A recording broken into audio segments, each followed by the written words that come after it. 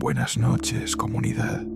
Hoy les traigo 3 historias de terror que pondrán a prueba su tranquilidad. Aquí tienen un adelanto de lo que les espera esta noche. Me puse de pie y al dar 3 pasos hacia el pasillo, lo vi. Una figura masculina, con camisa blanca rota y pantalones oscuros, estaba de pie al fondo del corredor. Su rostro no era claro, pero parecía descompuesto. Niño se había colado. El pasillo hacia el pabellón B estaba oscuro, con solo una luz de emergencia encendida en la pared. El eco del llanto rebotaba por las baldosas rotas. Al acercarnos a la antigua puerta de madera, cerrada con cadenas, el sonido se detuvo de golpe. De vuelta a Ibagué. Los médicos no hallaron explicación. Dijeron que había sufrido un episodio psicótico. Nunca volvió a hablar. Su familia lo internó en una clínica psiquiátrica. A pesar del miedo, decidimos continuar. Ahora sí. A continuación, la primera historia. El agua de la quebrada. En lo profundo del departamento del Tolima, cerca del cañón del río Conveima, existe una vereda que no aparece en los mapas modernos. Sus habitantes dicen que fue olvidada por la civilización, pero hay quienes aseguran que fue borrada por algo que habita entre sus montañas. Mi nombre es Esteban, soy geólogo y hace 5 años trabajé en un proyecto de exploración hídrica cerca de Ibagué. Durante esa campaña conocí a una comunidad en una vereda llamada El Carrizal, enclavada en la montaña, a la que solo se accedía por una trocha estrecha y peligrosa.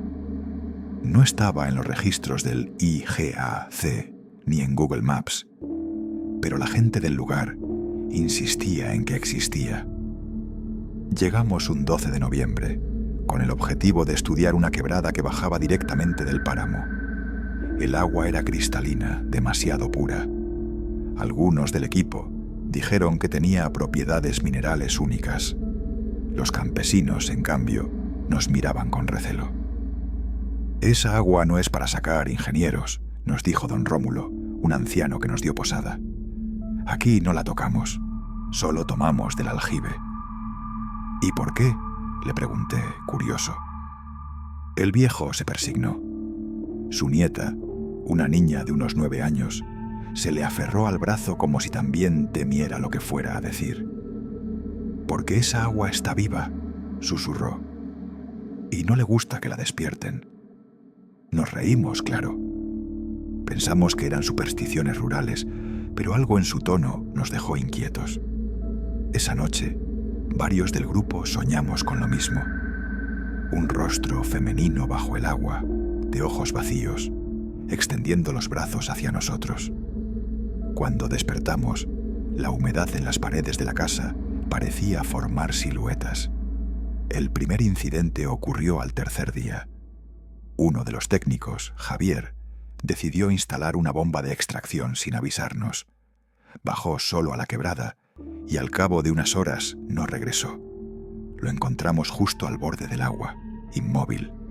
No estaba muerto, pero sus ojos estaban completamente en blanco. No hablaba, no reaccionaba, solo murmuraba algo ininteligible. «Ella viene, ella viene, ella viene».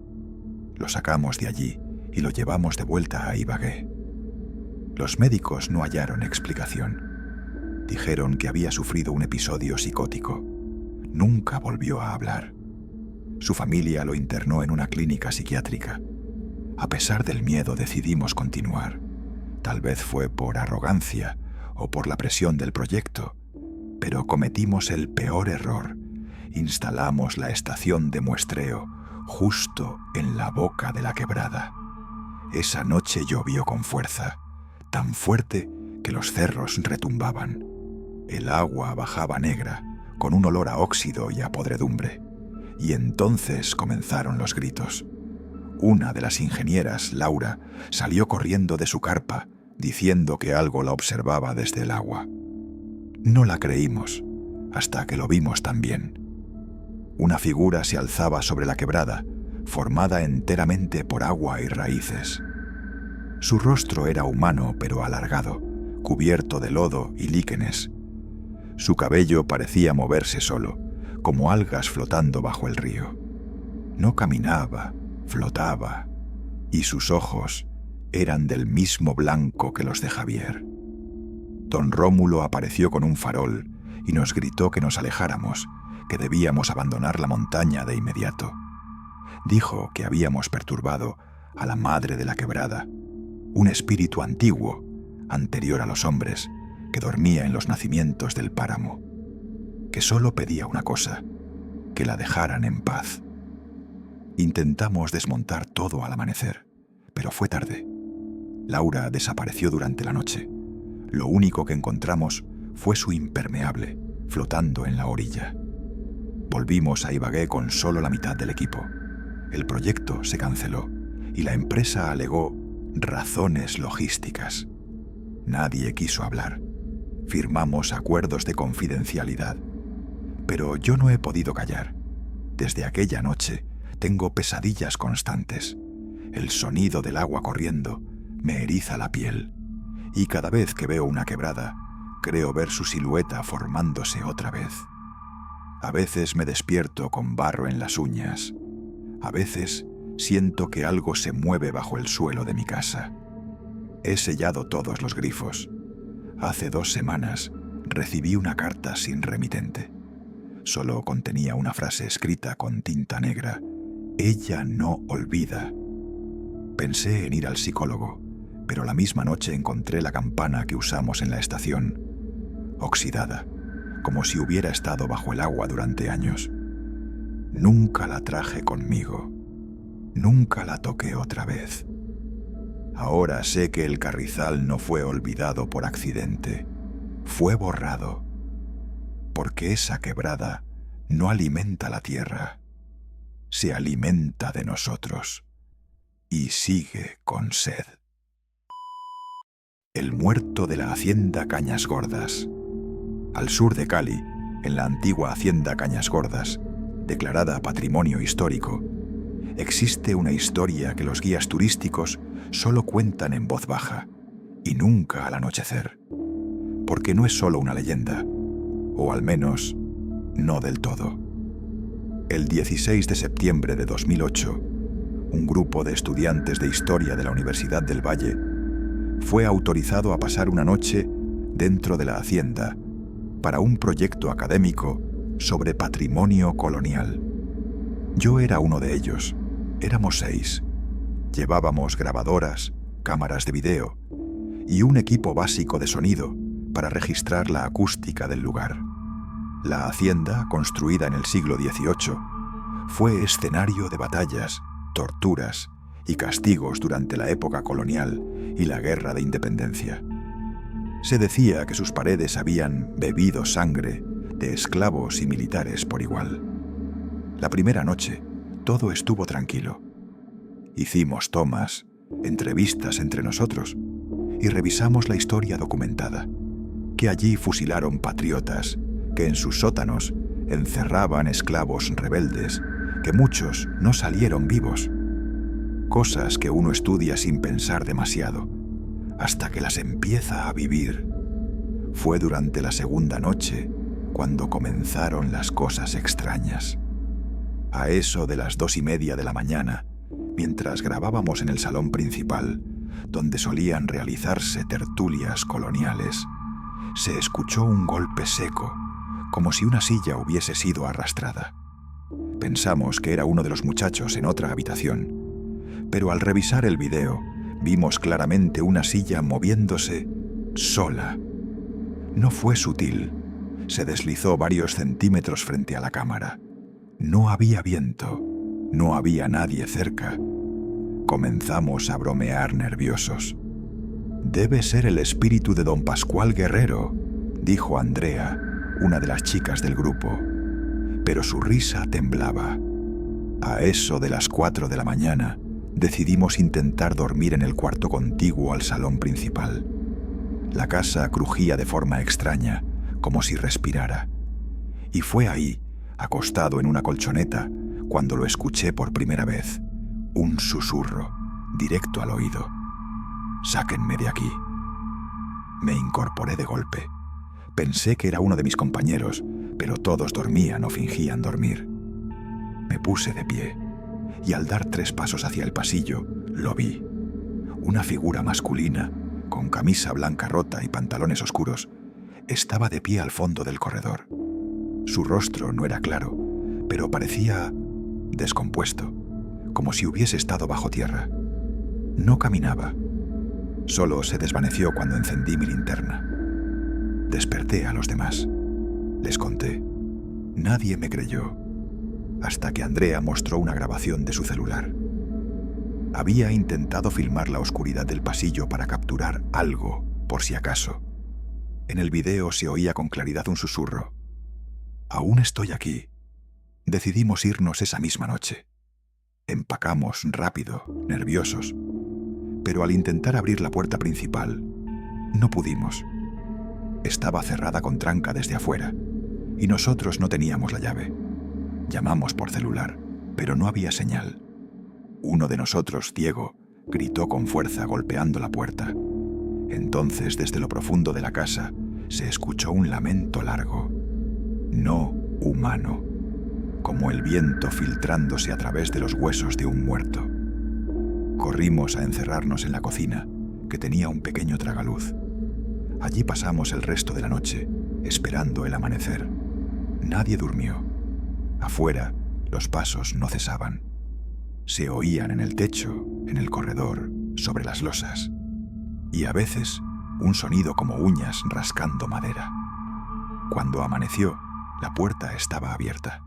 Nadie dijo nada. Recogimos nuestras cosas y salimos sin mirar atrás. Esa misma semana, una profesora nos citó para una reunión privada. Dijo que revisaron las grabaciones y que muchas tenían interferencias inexplicables, voces que no se escucharon en vivo, sombras que cruzaban frente a la cámara sin fuente visible de luz. Nos pidió no divulgar nada públicamente por respeto al patrimonio, pero yo no pude quedarme callado. Años después, entrevisté a un historiador local que me reveló algo que nunca había sido publicado oficialmente. Bajo la hacienda, en los archivos de la iglesia, hay registros de una fosa común. En ella fueron enterrados sin nombre varios esclavos que murieron tras intentar escapar. Uno de ellos, según los documentos, fue enterrado vivo como castigo. Un joven negro que, según los frailes, maldecía a sus captores incluso mientras lo cubrían de tierra. Desde entonces, los cuidadores de la hacienda dicen que por las noches se oye una voz pidiendo ayuda. Una figura deambula, y las puertas a veces se trancan solas. A mí todavía me pasa algo. A veces en la madrugada despierto y oigo susurros en mi oído, siempre los mismos. Sáquenme de aquí. Recuerda, si estás disfrutando el video hasta ahora, tu like y suscripción ayudan un montón. Continuemos con la siguiente historia. El niño del pabellón B. Durante casi 400 años, el Hospital San Juan de Dios de Cartagena funcionó como uno de los centros médicos más antiguos de América Latina. Cerró oficialmente en 1991 por condiciones sanitarias precarias, pero las historias que dejó entre sus pasillos aún viven en los murmullos de quienes lo conocieron. Mi nombre es Natalia y soy enfermera. En 2016 participé como voluntaria en una brigada de salud que usó temporalmente parte del viejo hospital para atender a poblaciones vulnerables. Nos ubicaron en el pabellón A, un sector que fue refaccionado mínimamente para permitir acceso eléctrico y agua por unos días. El resto del edificio permanecía clausurado, especialmente el pabellón B. Desde el primer día, los trabajadores del aseo y los técnicos evitaban acercarse a esa zona. Decían que ahí vivía algo, No alguien, algo. Un supervisor de logística lo dijo sin rodeos. Si oyen que alguien llora por allá, no vayan, no es nadie. Pensamos que exageraban, hasta que lo escuchamos. Fue la tercera noche. Una de las médicas de turno, Paulina, me despertó a las 2:40 de la mañana. Natalia, escucha eso. Me incorporé en la camilla donde dormía y entonces lo oí. Un llanto agudo, infantil, que venía desde el pabellón cerrado. No era un gemido cualquiera, había dolor y rabia. Nos miramos sin saber qué hacer. Decidimos ir a revisar, creyendo que quizá algún niño se había colado. El pasillo hacia el pabellón B estaba oscuro, con solo una luz de emergencia encendida en la pared. El eco del llanto rebotaba por las baldosas rotas. Al acercarnos a la antigua puerta de madera, cerrada con cadenas, el sonido se detuvo de golpe. «¿Hola?», llamé. «¿Hay alguien ahí?». Nada. Silencio. Luego, unos pasos al otro lado, pequeños, livianos, como pies descalzos corriendo sobre el polvo. Paulina me sujetó del brazo. Su rostro estaba blanco. «Natalia», me susurró, «mira por la rendija». Lo hice, lo juro por todo lo que amo. Vi un niño. Estaba al fondo del pasillo, parado, descalzo, con un camisón de hospital sucio. Su cabeza estaba inclinada hacia un lado y no tenía ojos. Solo cuencas vacías y oscuras que parecían absorber la poca luz que entraba. Grité. Retrocedimos y corrimos de vuelta al puesto médico. Esa noche no volvimos a dormir. A la mañana siguiente se lo contamos al coordinador. Nos pidió que no hiciéramos escándalo, pero al ver que no nos calmábamos, nos reveló algo que nos heló la sangre. Ese niño tiene historia y no es la primera vez que lo ven. Nos explicó que, según los archivos del hospital, en 1979 hubo un incendio en el ala pediátrica del pabellón B.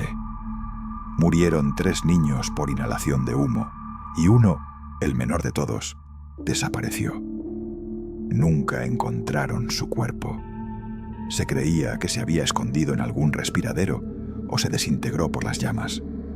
Su nombre era Efraín. Tenía 6 años.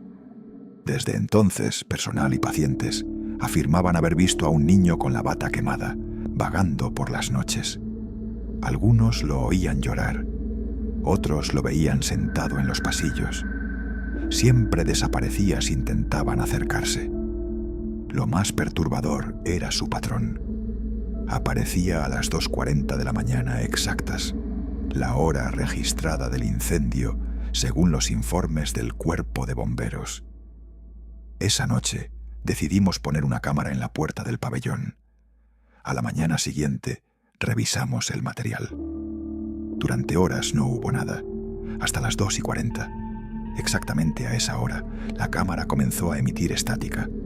Luego, por un segundo, solo uno, una figura baja y pálida cruzó frente al lente.